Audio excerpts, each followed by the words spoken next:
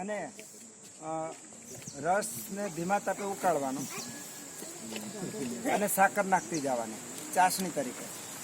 1 તાર 1.5 તારની ચાસણી થાય ત્યાં સુધી રાખીને અને ઉકાળવાનું એ સિરપ. પણ એને થોડુંક વધારે આપણે વ્યવસ્થિત સારું બનાવવું હોય તો કંટકારી અને શું કે ભોરીંગણી, એટલે ભોરીંગણી, સૂંઠ, તીખા અને તુલસી આનો ઉકાળો કરી અને આની સાથે મેળવીને પછી એનો સિરપ બનાવી નાખવામાં આવે. અને ઉતાર્યા ઠંડુ થાય ને ઉતાર્યા પછી એમાં સુગંધિત જે દ્રવ્યો આવે છે, સુગંધિત દ્રવ્યો પ્રક્ષેપ દ્રવ્યો તરીકે નાખી દેવાના અને પેક કરી દેવાનું. કોઈ પ્રિઝર્વેટિવ નાખવાની જરૂર નથી. તમારે 1 થી 1.5 તારની ચાસણી લેવાની.